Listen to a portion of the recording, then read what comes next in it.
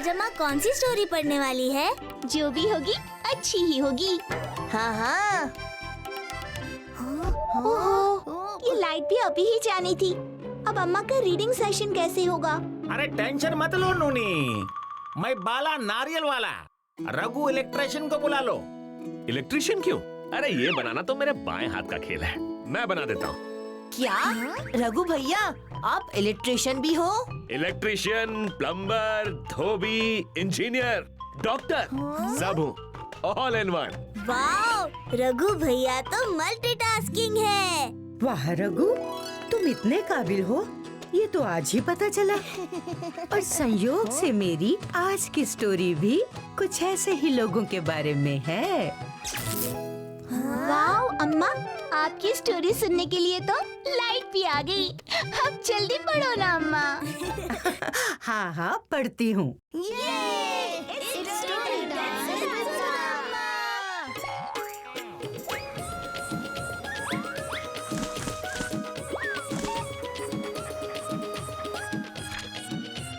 The Superman. Vijayanagar के कुछ लोग इतने आलसी थे कि उनको काम करना तो क्या, काम के बारे में सोचने में भी आलस आता था। अरे उन्होंने तो वहाँ आलसी संगठन तक बना लिया था, जहाँ सब आलसी जमा होकर दिन भर बस बड़ी बड़ी बातें किया करते थे, क्योंकि काम तो उन्हें करना ही नहीं था। इसी वजह से उनके घर का सारा काम औरतों को करना पड़ता था।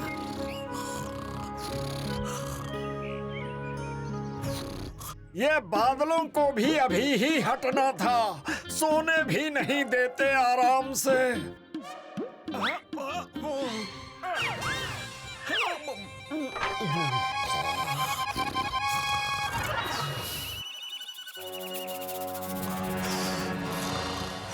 कावेरी, थोड़ा पानी देना, बड़ी जोरों की प्यास लगी है।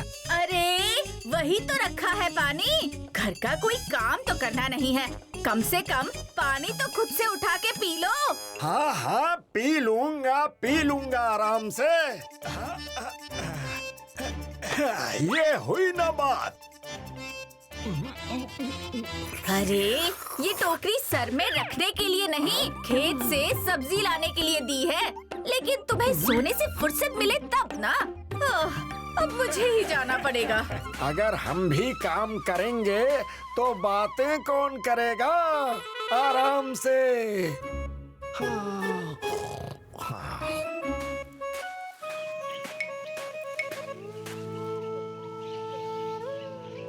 अरे कावेरी, आज भी तुम्हें ही आना पड़ा, ब्रिज नहीं आया?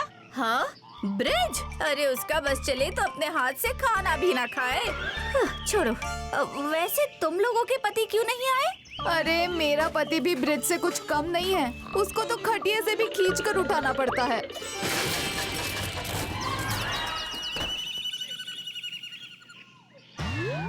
सबका यही हाल है, एक से बढ़कर एक आलसी है। मैं तो अपने पति के आलस से परेशान हो गई हूँ। घर का एक काम भी नहीं करता, सब मुझे ही करना पड़ता है। मुझे भी इसका कुछ उपाय करना पड़ेगा। क्यों ना हम इनकी शिकायत महाराज विद्याधर से करें, वो हमारी बात जरूर सुनेंगे। हाँ हाँ ये सही उपाय है। उन्होंने अपनी समस्या एक चिट्ठी में लिखकर महाराज तक पहुंचा दी। कई महीने बीत गए, पर महाराज की तरफ से ना तो कोई आदमी आया और ना ही कोई जवाब, इसलिए उनकी लाइफ में कोई भी बदलाव नहीं आया। ऐसे धीरे धीरे चलूंगा तो आलसी संगठन पहुंचते पहुंचते देर हो जाएगी, पर तेज चल भी नहीं सकता, वरना आलसी किस बात का।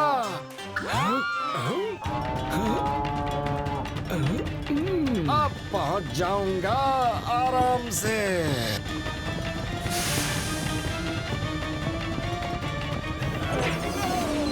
धन्यवाद सांड भैया। आज का किस्सा कौन शुरू करेगा? ब्रिज भैया तो अभी तक आए नहीं। ये लो आ गए। ब्रिज भैया, आने में दिक्कत तो नहीं हुई ना? अरे नहीं, बिना चले लेटे लेटे आ गया आराम से। चलो शुरू करते हैं। ये कौन आया है?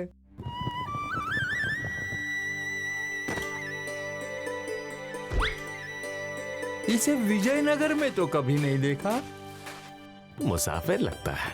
फिर तो इसके सामने हमारी नाक नहीं कटनी चाहिए आराम से। हाँ, बाहर के लोगों को भी तो पता चले कि विजयनगर कितना अद्भुत है और यहाँ के लोग उससे भी ज्यादा अद्भुत हैं। हाँ। सुनो भाई, महाराज विद्याधर से मिलना था पर सैनिक अंदर नहीं जाने दे रहे। उनसे मिलने का कोई उपाय बताओ, बड़ी दूर से आया हूँ। बिल्कुल सही जगह आए हो भैया, हम ही हैं उपाय। क्या आप महाराज को जानते हैं? जानते हैं? अरे मैं तो विजयनगर और महाराज को अपने जन्म से भी पहले से जानता हूँ। मुझे तो जन्म से पहले ही पूरे विजयनगर का नक्शा याद था, इसीलिए जन्म लेते ही मैं दौड़ता हुआ राजमहल पहुँच गया महाराज से मिलने। क्या सच में? हाँ हाँ। अरे इसमें कौन सी बड़ी बात है। अरे मैं जब बस एक दिन का था तब मैं घोड़ा दौड़ाता हुआ महाराज के पास चला गया था। उन्होंने मुझे प्यार से बिठाकर मेरे साथ नाश्ता भी किया था। अरे तो कुछ भी नहीं, जब मैं एक हफ्ते का था तब एक हाथी पे बैठ के महाराज के पास गया और महाराज के साथ खाना भी खाया था।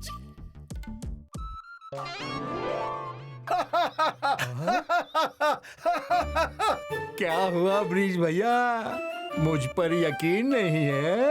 अरे नहीं नहीं, बिल्कुल यकीन है, पर मैं सोच रहा हूँ कि इतनी छोटी सी बात पर तुम लोग कितना खुश हो रहे हो आराम से। मेरी कहानी सुनोगे तब तुम्हारा क्या होगा? अच्छा बताइए बताइए। तुम्हें पता है, जब मैं 1 महीने का था तो एक बार मैं चिड़ियों की तरह उड़ते उड़ते राजमहल के बगीचे में चला गया था आराम से।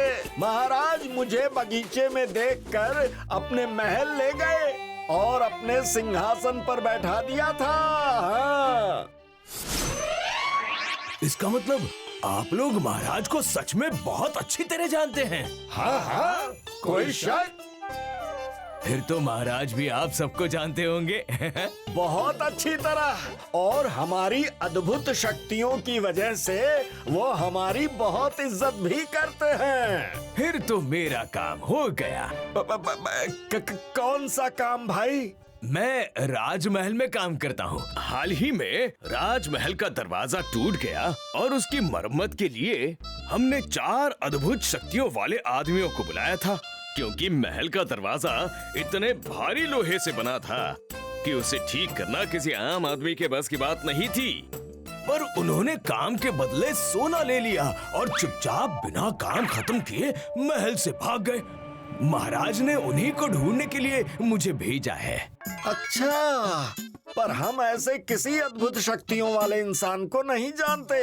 पर मुझे पता चल चुका है। तुम सबकी आश्चर्यचकित कर देने वाली कहानियां सुनने के बाद मुझे पक्का यकीन हो गया है कि तुम चारों ही वो अद्भुत शक्तियां वाले इंसान हो जो राजमहल से सोना लेकर बिना काम किए भाग गए। और अब मैं तुम सबको महाराज के हवाले करके उनसे इनाम पाऊंगा। बताओ बताओ, कहाँ है महाराज का सोना? नहीं, हमने कुछ नहीं किया। हमें क्षमा कर दीजिए, हम में कोई भी अद्भुत शक्तियाँ नहीं हैं। हम तो बिल्कुल आम आदमी हैं, आराम से। पर अभी तो तुम लोग बड़ी बड़ी बातें कर रहे थे। अरे वो तो हम यहाँ अपनी मनगढ़ंत कहानियाँ सबको सुनाते ही रहते हैं, ताकि हमें घर में रहकर कुछ काम ना करना पड़े। महाराज से कुछ मत कहिएगा, ये हमारी आपसे प्रार्थना है। ठीक है, नहीं बोलूंगा, पर मेरी एक शर्त है। फिर आज से आलसियों की तरह बैठ के मनगढ़ंत कहानियां बनाना बंद करना होगा। जैसी आपकी आज्ञा। कावेरी उस मुसाफिर का घोड़ा देख समझ गई कि ये कोई और नहीं, महामंत्री सारंगा है। सब खुश थी क्योंकि महाराज ने उनकी समस्या हल जो कर दी थी। अब सब आलसी सुधर गए थे और उनके घर का माहौल तो अब देखने लायक ही था।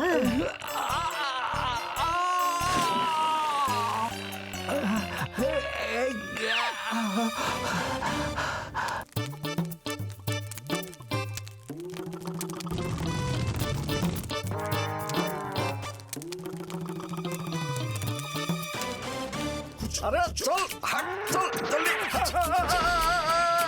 अरे रोको कोई रोको।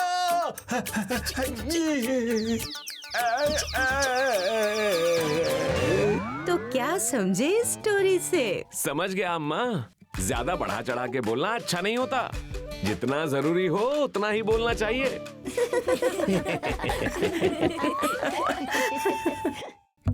If you like this video, subscribe to our channel Murthy Media. बातों ही बातों में टप से टपके चखे वही जो गप से गप के साबुत सा सच्चा सा किस्सा सुनाने आई हूँ मैं खट्टा मीठा जगाने।